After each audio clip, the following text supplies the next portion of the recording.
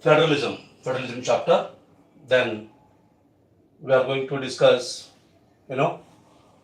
so far we have discussed what is federalism. What is federalism? Can you see in the live? Live is coming.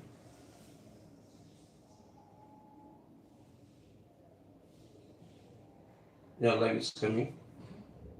Yeah.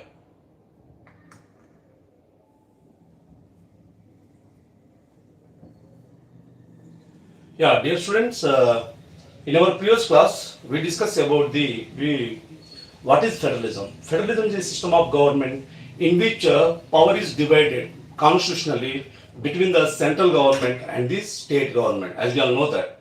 So if you look at this India, so we have different levels of government. So we have central government, state government, and the local self-government. So it comes under the system of government, vertical sharing of power. So we have to go back to the power sharing chapter in democratic politics. So there is a relationship between the power sharing as well as the federalism chapter. So by the way, what do you mean by federalism? Federalism is a system of government, the power sharing system. We can say this is a system of government in which the power is shared between the central government and the state government. Now we are also having the third form of government, that is local self-government, which came in the 1992. And already discussed what are the key features of the federalism. 2 or more levels of government, okay, and division of power, supremacy of the constitution, independent judiciary, financial autonomy, and decentralization, and the language policy. So all these are some of the features of the federalism. So if you look at this, already we discussed in our previous live classes, we stopped till here, okay. Now today we are going to discuss federalism in India, how the federalism is practiced in India, how federalism is practiced in India. So you can send your queries and doubts, okay. Okay, yeah. So how federalism is practiced in India? Power is shared. What is that? Power is, yeah. So here, federalism in India, how federalism is practiced in India. Under this headline, you can see that power is shared. What do you mean by power, Nana? Power means decision making to rule this country. So who will make the decision for this country? So to make the decision in this country, so we have shared the power between the central government, which Nana? Central government also called as union government.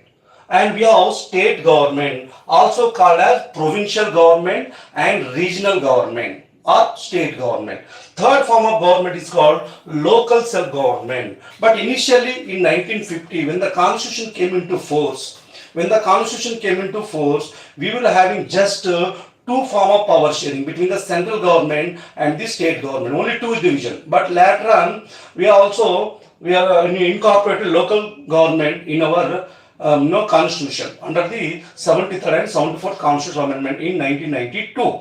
Okay, Nana? So what I am saying is that, what is federalism? Already we discussed what is federalism and key feature: division of powers, independent constitution, 2 or more levels of government, power sharing, unity in diversity, financial autonomy, rigid constitution. Already we have discussed.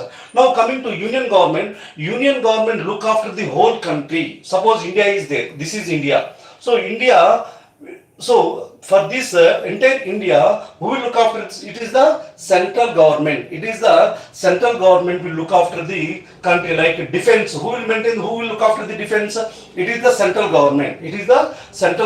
And foreign affairs and currency, railways, communication, all etc. will be taken care by the union government. So functions. What is the function of the union government or national government? National laws, defense, foreign affairs, currency, communication, maintaining relationship with the other countries, like making relationship with the other foreign countries is the domain of the central government. And India is a member of UNO, United Nations Organizations. So all this comes under the union government. Okay, so state government look after the state and deals with the police and public order. See, any crime is happening in any state, it is the responsibility of the police. He will look after the arresting people and making FIR and putting them into the jail. So all these things will be done by the public order. Land order will be taken by the state government. And health, we have hospital, dispensaries, everything come under the No, state government, education. So we have education, state schools, state colleges, state universities run by the state government only. So then agriculture. Actually, this education is shifted to concurrent list in the 42nd during the 42nd amendment. I will tell you, in 1976, there was a 42nd amendment. There are certain subjects like education, forest was shifted to concurrent list. Okay. Then local government, local government look after the local areas. What are the nana? Deals with the sanitation, water supply, and roads, street light, local market, and many more activities will be taken care by the, which government, nana? Local government. So going to the next slide. Going to the next slide. So we have distribution of power. What is that, Anna? Distribution of power. So if you look at the distribution of power, we have three lists. One is union list, state list, and concurrent list. So union list total subjects are 100. How many, Nana? Total subjects are 100. And who is having authority on this union list? It is only the Parliament of India. Voice is okay? Okay? Parliament of India can make laws on this subject.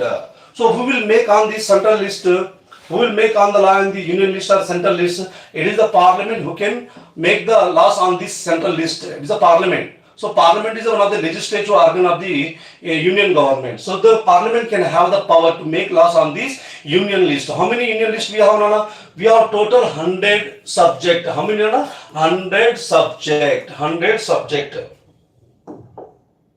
100 subject. We have 100 subject. So, okay. Then, what are the example of this subject? One example is defense, and we have currency. Then we have foreign affairs. So, and we have atomic energy. What is that? Atomic energy, and making relationship with the foreign affairs, foreign countries. All these things are coming under the, union list. Then coming to state list, we will be having almost 61 subject. How many list are? 61 subject. These are called subject. On this, state government can make a law. In this state legislature, that is assembly. Is it clear? So, state government can make laws on the 61 subject. 61 subject. What are those? The state legislature. What is the state legislature? Assembly. Assembly can make a law, has the power to make laws on this subject, and subject to constitutional provisions. Example, police, agriculture, public health, sanitation, local government, everything comes under the state list. So we have third list is concurrent list, which has total subject how many, Nana? 52. So who is having authority on this concurrent list? Both the central and state government has authority on the concurrent list. So total authority, both the parliament and the state legislature can make law on the both subject. If there is a conflict between the central government and state government, it is only the central government law will be prevailed, because as I told you, India is a federal country, but union government little bit powerful comparing with the state government. That's why we can say India is a union government. India is a united government, means unitary government. So India has a union of state.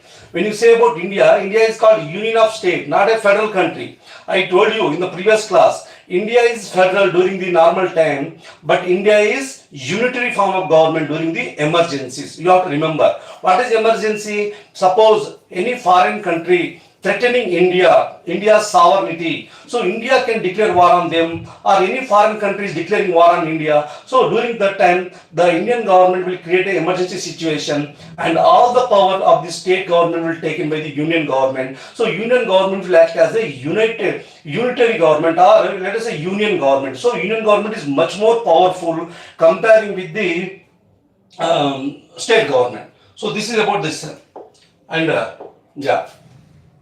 So Indian Constitution has three lists. I already discussed. So union list.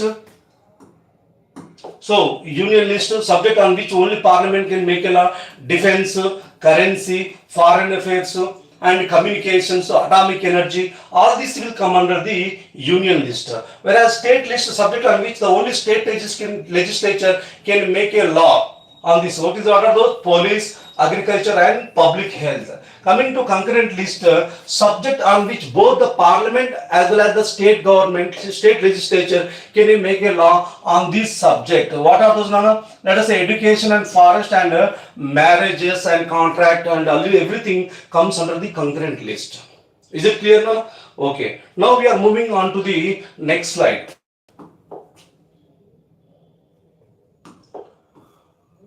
So second thing is the language policy. What is the policy? Language policy in India. Language policy. So as of today, the 8th schedule of the Indian Constitution will talks about the scheduled languages. So in we have 22 scheduled languages. The official, let us say scheduled languages which are mentioned in the 8th schedule. So we have Hindi is the official language and English is the one of the associated official language, and there is no national language in India. As I told you, India is a diversified country. India is a multilingual country. In the multilingual country, if you are giving some importance to any one language, it will disturb or it will hurt the other languages. So that is the reason why when the Constitution came into force in India in 1950, they haven't given any national language status to any languages. Though in India, majority of the people, nearly 43% of the India's population, though they are speaking Hindi, but Hindi is not got the national languages. But they made Hindi as a official language and English as one of the associate official language, where you can write the letter. Even most of the central government and the state government, they can write a letter in the Hindi as well as the English. Both languages they can be followed. Okay, Nana? So next, if you are moving on to this next slide, if you look at this, so languages in India. So languages in the constitutional provisions, there are 22 scheduled languages as of today. It will mention in the which schedule, Nana? 8th schedule. We are having 12 schedule altogether. We are having 12 schedules. So when the Constitution came into force, when the Constitution was implemented in 1950, we have only 8 schedules. But as of today, we are having 12 schedules. But one of the schedule is called 8th schedule, deals about the languages. These languages represent India's linguistic diversity. So as I told you, in India we have different diversities there. Diversity in the form of region, diversity in the form of religion, diversity in the form of language, diversity in the form of tradition, diversity in the form of culture, diversity in the form of folklore, dance, everything. So India is such a diversified country, and the people of different region, different state are speaking different languages. So, and receives the constitutional recognition. Now the constitution recognized these 22 languages, and I will give one best example for this. UPSC exam, Union Public Service Commission exam, is going to conduct exam for IAS, IPS and other civil service examination, where UPSC going to conduct exam in both, though initially prelims is conducted in English as well as Hindi medium, but in mains, during the second stage of level, the person can choose any languages among the 22 languages. Suppose I am from Telangana, so I can write mains exam in Telugu medium also.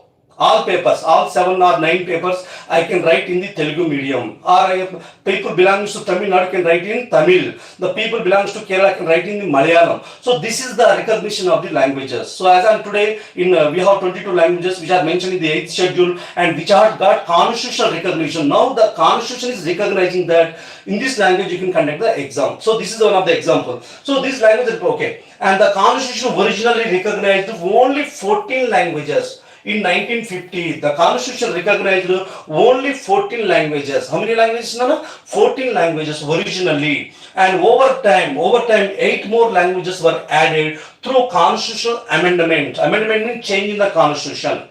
So Dogri, we have Dogri language, Maithili, Santali, different languages were added during a course of time.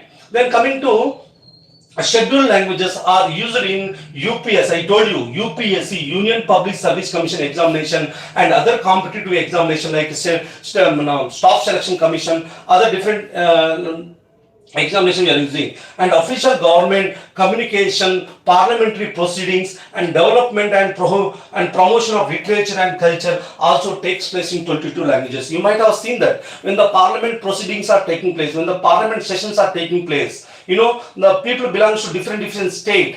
No, some MPs are from the Bengal, some MPs are from Malayalam, some MPs are from Karnataka, some MPs are from Tamil Nadu. They can't understand Hindi. Of course, some of the people, they can't understand Hindi and English also. For them, though they are speaking in different languages, but there is a translation. They can hear in their mother tongue. That is the advantage of these scheduled languages. So it is recognized with the constitution. It is the obligation of the parliament to every member of parliament, though they are represented from different state, they can listen their voices of the parliament proceeding in the whatever language they belong, or whatever language they speak, or whatever the state they belong. So this is one of the advantages. So in this, what you all learn, so there are 22 languages recognized by the constitution, and India is a linguistic diverse country, and originally we have only how many languages? 14 languages. And as of today, we have 22 languages. 8 more languages were added to the Indian Constitution, to the Constitutional Amendment, and these languages can be used in the UPSC examination and other state staff selection commission examination, or other NDA, National Defence Academy examination. So this is the language policy of India. If you look at, if you go back, if you see the one more slide, you will get the full clarity. On this. So hello, namaste. So the language namaste in Hindi, hello in English, and this is I think Tamil, and this is Urdu, this is hola and bonjour. So these are the same meaning of languages. Hello means namaste. So this is the Malayalam, and I think Tamil, and this is Urdu, and this is hola. I don't know which language it is, but bonjour. So these are different languages, so which are representing in the Indian Constitution. And coming to scheduled languages, I told you the 8th schedule of the Indian Constitution. The 8th schedule of the Indian Constitution recognizes 22 languages. What are those? Assami, Bengali, Bodo, Dogri, Gujarati, Hindi, Kannada, Kashmiri, Konkani. You have to highlight, you have to remember these names.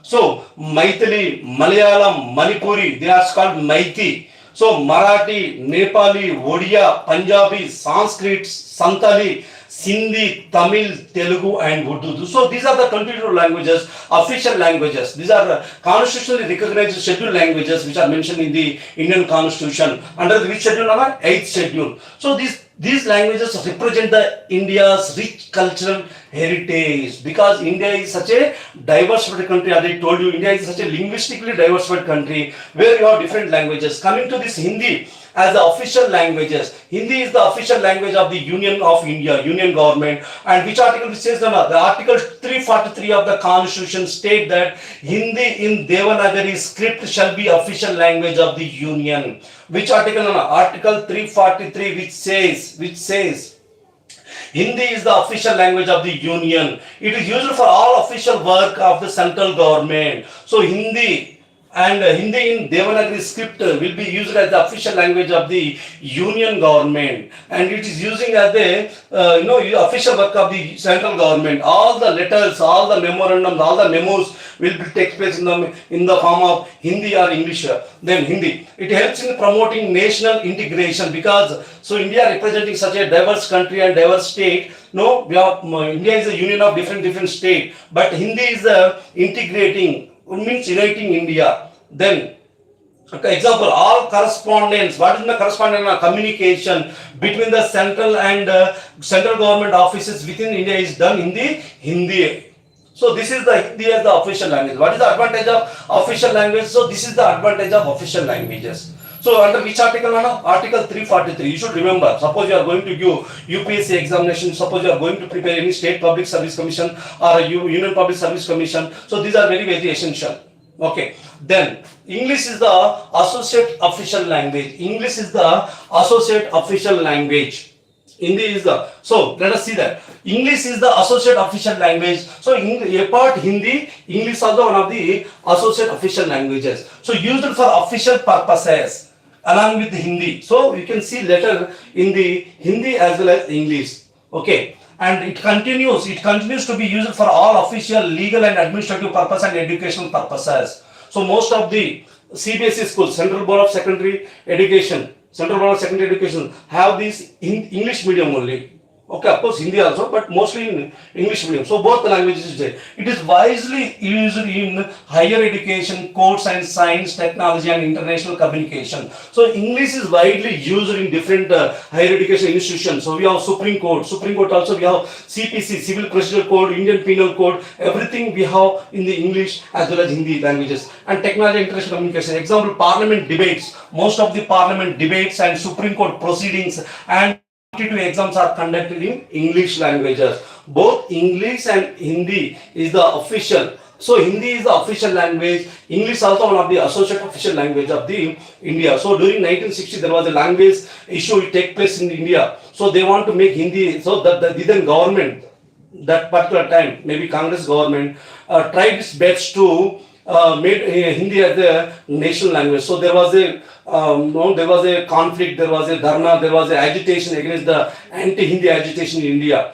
So mostly in southern states like Tamil Nadu, Karnataka, Andhra Pradesh, Kerala, and to some extent Maharashtra. These are the states, southern state, or so they showed that dissent against this Hindi, because this southern state do not understand Hindi. Most of these southern state people do not speak Hindi as they can't understand also. They can't write and they can understand. So this is one of the major conflict which took place. That is called anti-Hindi agitation. What is that, Nana? Anti-Hindi agitation took place in 1960s, especially by Tamil Nadu government. DMK, Dravida Muneta Kazhagam political regional party, Karunanidhi, and all other fought against the Hindi.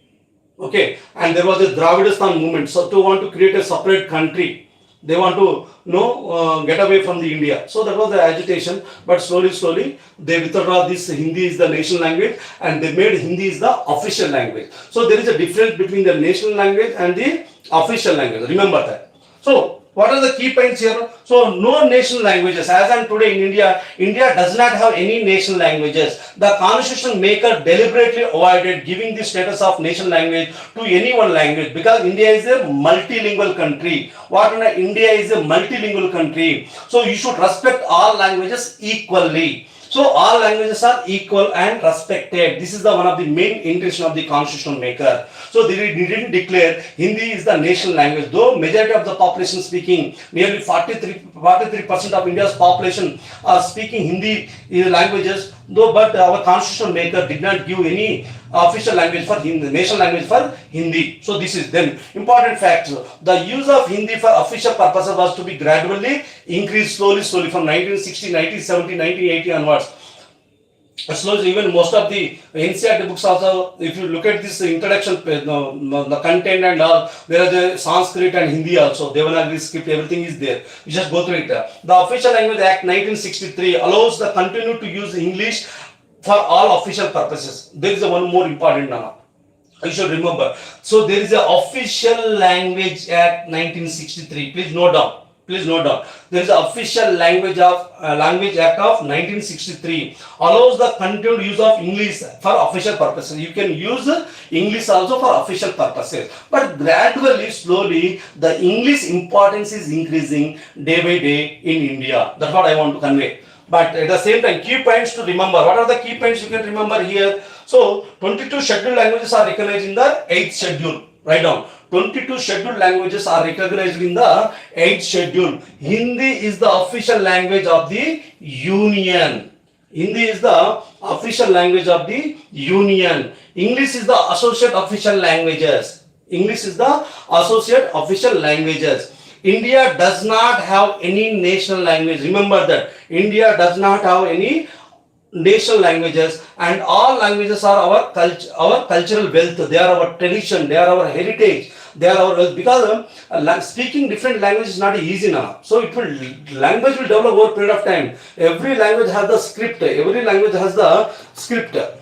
Wait.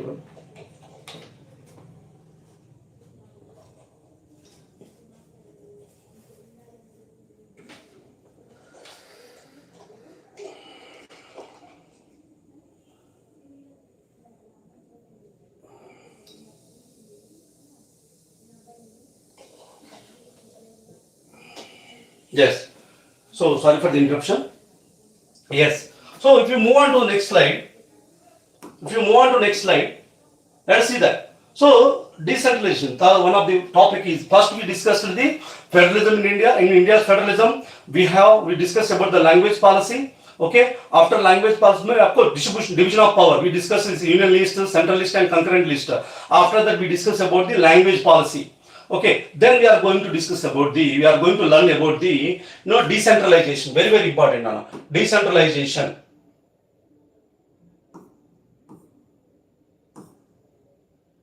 Yeah, decentralization. Yes. So decentralization. Yes, if you look at this decentralization, there is a 73rd Constitutional Amendment Act. This is all called Panchayat Raj. What is that, Anna? 73rd Constitutional Amendment Act, also called as Panchayat Raj, which came in the year 1992. When, Anna? 1992. It came in the year 1992. So it's called rural local bodies. What is that? Rural local bodies. Rural local bodies. Remember that. So we have two, rural local bodies and urban local bodies. Or we can say rural local government, urban local government. We have rural local government, urban local government. Let us see that one by one. So India is comprises nearly 6.5 lakh villages. How many villages, Nana? India, suppose if you look at this India has how many villages? India has 6.5 lakh villages. How many? 6.5 lakh villages. India is comprises nearly 6.5 lakh villages. 6.5 lakh villages. So 6.5 lakh villages. We have this much villages. So we are the government. The constitution has created third tier of government in India through local self-government, or we can say local self-government called rural local bodies. Rural local bodies or rural local government. So at the village level, Gram Sabha at a village level, I told you there are how many villages are there? How many villages are there total? Village level. So village level, there is a Gram Sabha. What do you mean by Gram Sabha, Nana? What do you mean by Gram Sabha? Gram Sabha is the voter, eligible voter, the person who crossed 18 years. They got voting cards. They got voting rights. They are voters. They were the actual voters of this village. So all the voters of the village come under the Gram Sabha. All registered voter. Let us say all registered voter. They are having voter card. So they are eligible for voting, participate in the electoral process, participate in the election process.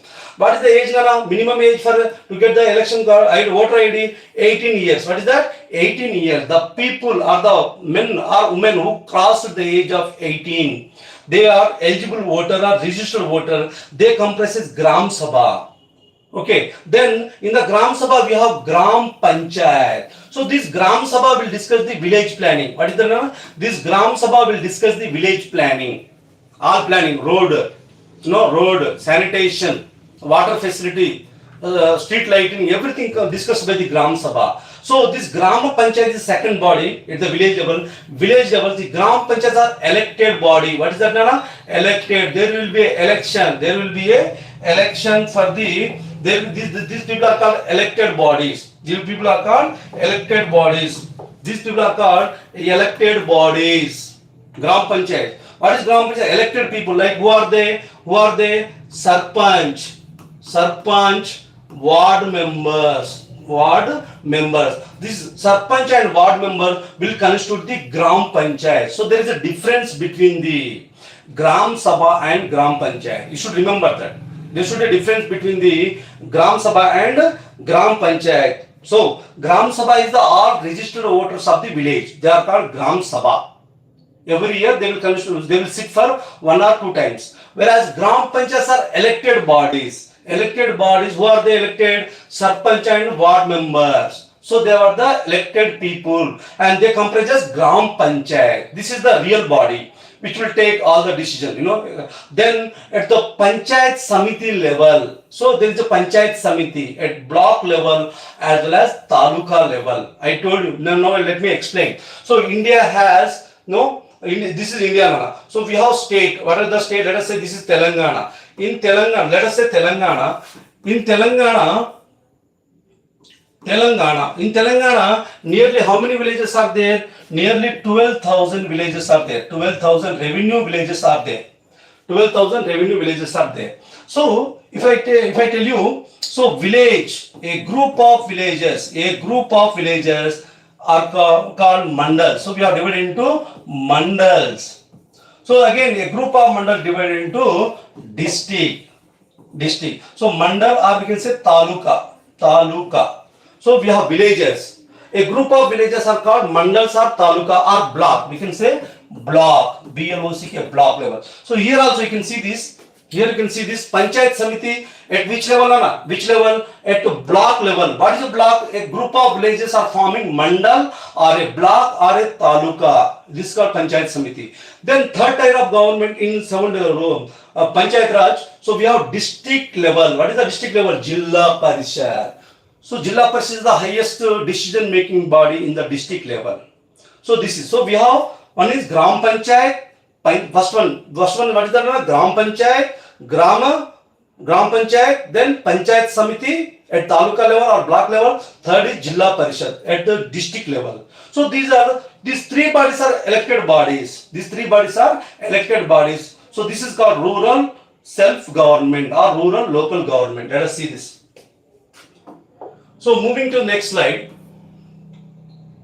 So what are the key features of the Panchayats? So let us see the constitutional status to Panchayat. For the first time, constitutional status is given to Panchayat. Through which amendment? 73rd amendment. 73rd Constitutional Amendment Act. Which year? 1992. So Gram Sabha as the foundation of democracy. Gram Sabha is the foundation. Of democracy. Then three-tier system. How many three-tier system? Three-tier system. What are that? First is village panchayat. What is that? Village panchayat. Okay. Then second, what is that? Block. Taluka. Block level. What is that? Panchayat Samiti. What is that? Panchayat Samiti. First one is village panchayat. Second Panchayat Samiti. Then third one is Jilla Parishad. So these are three type system was introduced. And direct election. There is a direct election every 5 years. So what is the tenure of this local self-government, rural local self-government? Only 5 years. Every 5 years there will be a election. Election within the 6 months of the dissolved. So when the present body was dissolved, so there is an election for this panchayat. The reservation of SC, ST and at least 1/3 are women. So 1/3 women reservation is given. Reservation is given to 33% reservation given to women also and SC, ST people. The state election commission will be there for this conducting this election, the local rural local elections. Then state finance commission also there, and 29 subject transferred to Panchayat. How many subjects are there? 29 subjects. In union government, I tell you, union list, how many subjects are there? 100. In the state list, how many are there? 61. In the concurrent list, how many are there? 52. Whereas in the village 73rd amendment, local government and rural local bodies, we have how many subjects? 29 subjects. On the 29 subject, the village Panchayat can make a law. They can take a decision. So what is the key take on here? So Panchayat, for the first time, Panchayat has given the constitutional status. Which year? 1992. And so Gram Sabha is the foundation of democracy. We can say grassroots democracy. We are strengthening democracy at the village level. That is called grassroots democracy. Why we are saying grassroots? Because for grass, what is the roots? Roots are the very important. Like that, for India, what are the important? Villages. If you practice democracy at village level, so we are strengthening democracy at village, mandal or block or district or state or country level. In this way, democracy will run or flourish. Then three-tier system we discussed already. Village Panchayat and Panchayat Samiti and Jilla Parishad. Direct election will be there. What is the tenure? 5 years only. Election within 6 months of dissolution. Reservation for SC, ST and 1/3 reservation for women. And state election commission will be there. It will conduct the election for the only local bodies, rural local bodies and urban local bodies, and state finance commission will be there. It will take care of the finance from state government to local self-government. And how many subjects are there? 29 subjects are there, on which the village panchayat can, or village panchayat or panchayat samiti or jilla parishad can make a law. Law means they can take a decision and they can rule the villages, taluka and district level. So we are strengthening the democracy at the grassroots level. This is what I want to convey. Next, if you look at the 74th constitutional amendment, if you look at the 74th, this is the 73rd for rural local self-government, rural local self-government. This 74th amendment for urban local bodies, 73rd is rural local bodies, 74th is urban local bodies. So we have three type system again here. Nagar Panchayat, very small town area, very small town area, small town. What is the population of small town? Let us say 50,000 or let us say 20,000. If the population of the small town or village exceeding, so this is called transitional area. So we know we have villages. So villages mostly contain how many? What is the population of villages? Mostly maybe let us say 1,000 to 2,000. 1,000 to 2,000 population is called villages. But when the village is going to if you look at this, I want to give one, Hyderabad. If you take Hyderabad in 1596, when Hyderabad foundation led by Kuli Qutub Shah, the Hyderabad population is just around 2,000 or 3,000 only. Today Hyderabad population is around 1 crore. So earlier it was a village. Even Bombay also. If you take all major cities, Delhi also one of the village. Once upon a time it was a village. So it's a transition, it became so village to small town. What is that, Nana? Small town. In small town, the population around, let us say 10,000 to let us say 20,000. This is called Nagar Panchayat. So this is called Nagar Panchayat. Next. Then after small town, there is a little bit big town. So this comes under the municipal council. Suppose the population is around, let us say 50,000. If the population is 50,000, it is called town, medium towns. It is called medium towns. What is the population, Nana? 50,000, and it is called municipal council. Then if the municipal council, what is the population here? Let us say 50,000. 50,000 is the population, and if the population is more than nearly 50 lakhs, it is called municipal corporation. We have GHMC. What is that, Nana? GHMC. What is GHMC? Greater Hyderabad Municipal Corporation.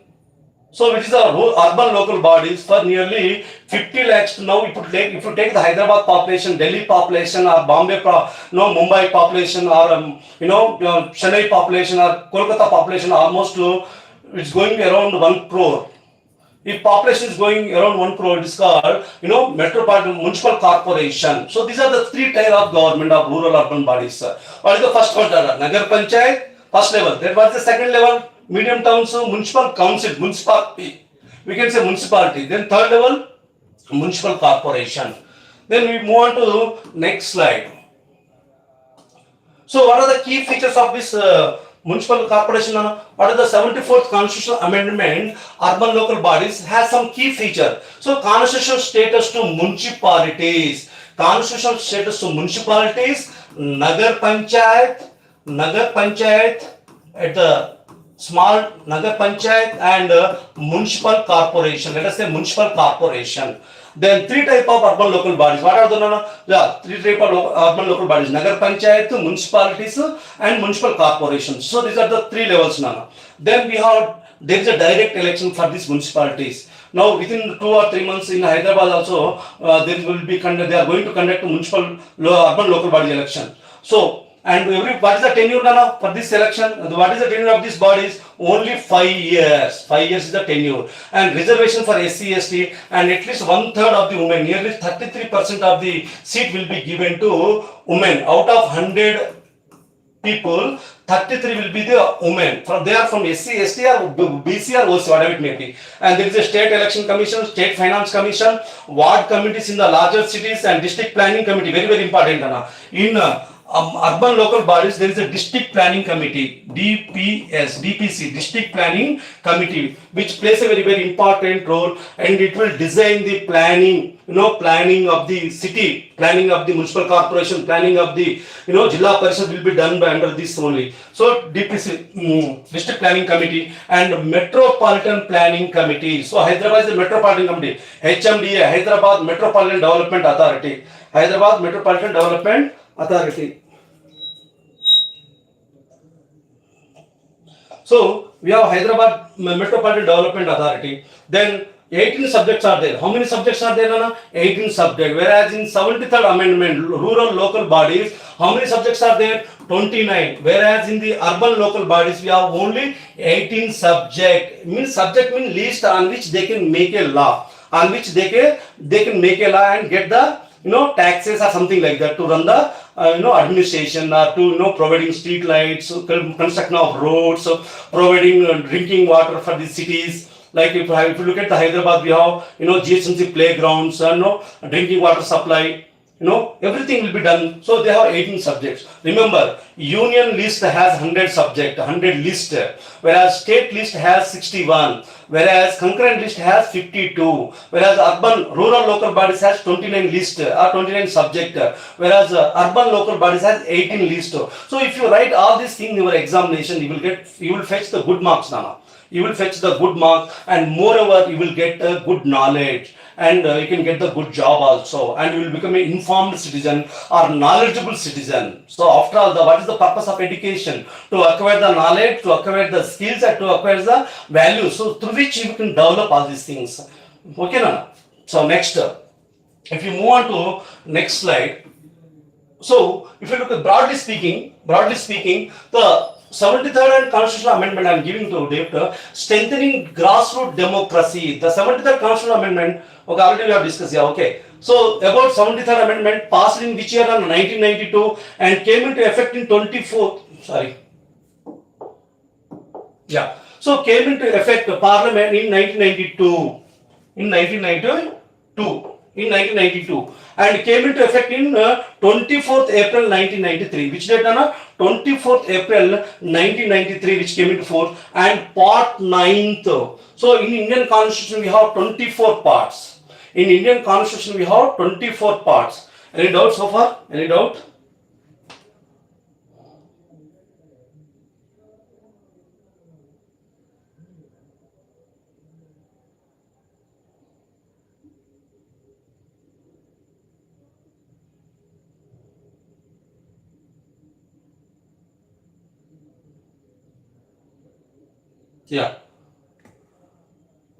Yeah. How many subjects are there, Nana?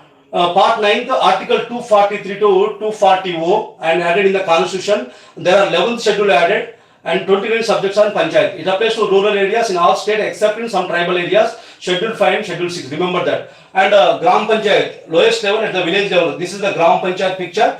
Directly elected body consists of elected members from the village, deals with the local issues like drinking water, sanitation, street lights, and cleanliness, village roads. Then intermediate level, so at the block or taluka level, we can say Panchayat Samiti. This is Gram Panchayat and Panchayat Samiti. We have members are elected from the Gram Panchayat in the block level, act as the link between the Gram Panchayat and Jilla Parishad, look after the agriculture, education, health, irrigation, and development of the block. Then this is already we discussed everything. So we can go to next slide. So this is about the 74th Constitutional Amendment. Already we discussed all these things in greater detail. So revision. What is the federal, Nana? So if you look at this, if I wind up this class, so federalism. What is federalism? What is federal? If you do the revision, federalism is the system of government in which power was constitutionally divided between the central and state government. This is the federalism, and we have three levels. What level now? Three levels. One is central government level, state government level, and local government level. Of course, we are having three lists also: union list, state list, and concurrent list.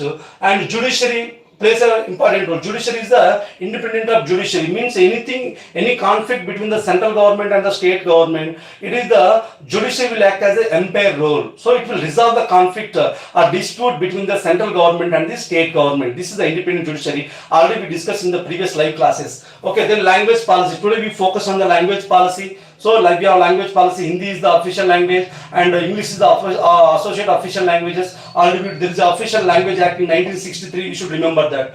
And decentralization, 73rd and 74th amendment also talks about this decentralization, you know. Then if you move to next slide, you can see this 1 minute revision. What is that, Anna? 1 minute revision. If you look at this federalism, what is federalism? Division of power between the union and the state government. So 3 levels, union level, state level and local levels. We have 3 lists, union list, state list and concurrent list. Okay. Then moving to next slide. So judiciary, what is that, Anna? Judiciary. So judiciary plays an independent,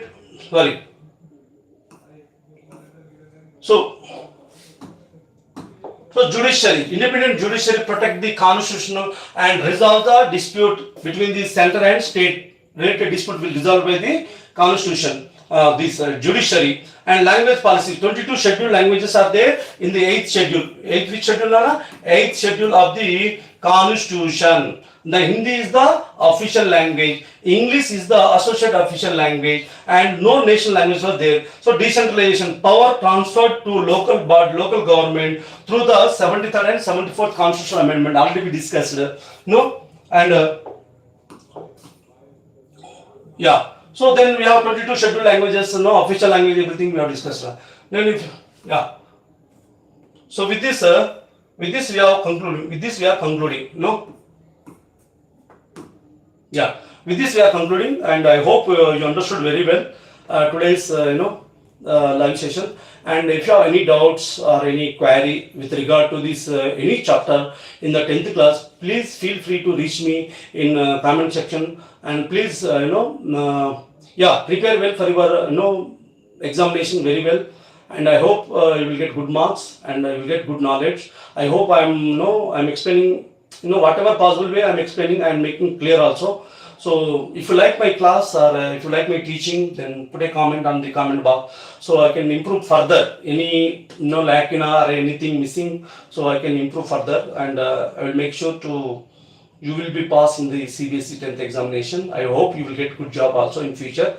So sometimes this teaching is going beyond that. No need of all these things, but I'm making you to be knowledgeable person and be informed citizen of this country. That's what I can make. And if you have any doubt pertaining to any subject in this subject, or let us say types of what is federalism, types of federalism. Remember in word federalism, system of government in which the power is divided between the central and state government. Over key features of federalism: 2 or more levels of government, independent judiciary, division of power, supremacy of the constitution, financial autonomy, rigid constitution, of course language policy also. All these are key features. Then federalisms are 2 types: coming together federations and holding together federation. For coming together federation, the best example is United States of America, Switzerland, Australia.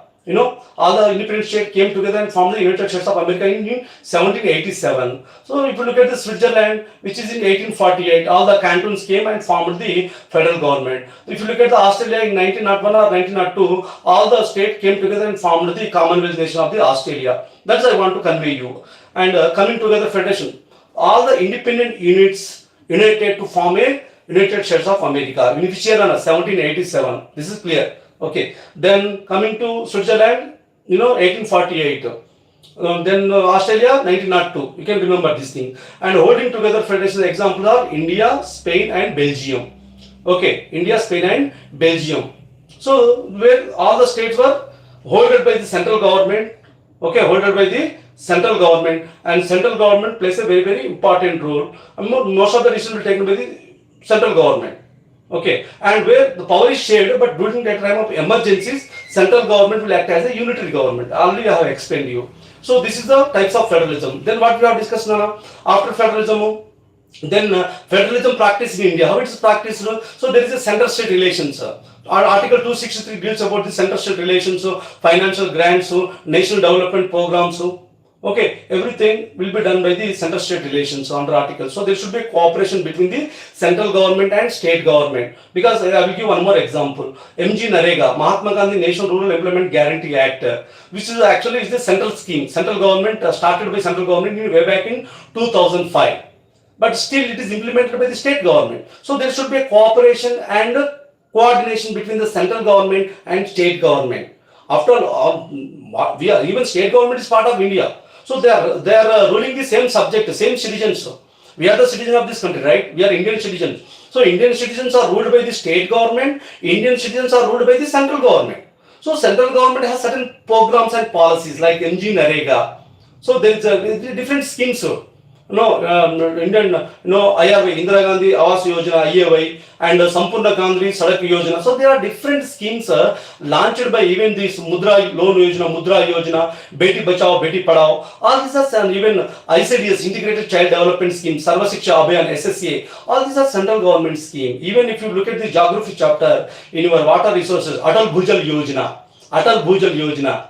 And Pradhan Mantri Kishi Sinchai Yojana. All these are central government schemes, but where they are implemented at the state level. So there should be a center-state relationship should be very good. And which article talks about this article? Sorry, which article talks about this article? Article 263. Article 263. So deals about the center-state relations. Okay, after center-state relations, language policy already we discussed. 22 official languages are there. Constitutional recognized languages are there. Okay, these are called scheduled languages. Mentioning which schedule? 8th schedule. Okay, and earlier when the constitution came into force, how many languages are there? 14 languages were there. After that, so few more 8 languages were added. Total 22 languages. In 22 languages, UPSC or any state public service means any central commission will conduct exam, NDA exam, and SSC Staff Selection Commission exam, UPSC exam will be conducted in these languages. No state language, scheduled languages. Then after language policies, there is official language. So Hindi is the official language as well as English is the associate official languages. And there is the Official Language Act 1963. You should remember there is a anti-Hindi agitation. Anti-Hindi agitation took place in 1960 also. You should remember. After this language policy, what we have now? Decentralization. In decentralization, we have 73rd and 74th Constitutional Amendment. 73rd becomes strengthening grassroots democracy. Which year it came? 1992. Okay, Nana. So 1982, through which amendment? 73rd and 74th Constitutional Amendment. So strengthening grassroots democracy. What is grassroots democracy? Decision taking at village level, grassroots level. So this is called Gram Panchayat and all these things. So rural local bodies. So 3 tier. Again, Gram Panchayat, Panchayat Samiti and Jilla Parishad. Again, if you look at the 74th Amendment, urban local bodies. Again, Nagar Panchayat. Then we have municipalities. Then municipal corporation. All these are coming under this. So in this way, you can usually remember the this federalism chapter. I hope I am doing justice to you. So please make sure that prepare well and do your best in your examination. And if you have any doubt or any query, please put a comment on the comment box so that I can go through it and I will cover those chapters. Thank you all for giving this opportunity. Sign up from Dr. Chal Mujindar, my CBSE Board. Thank you all.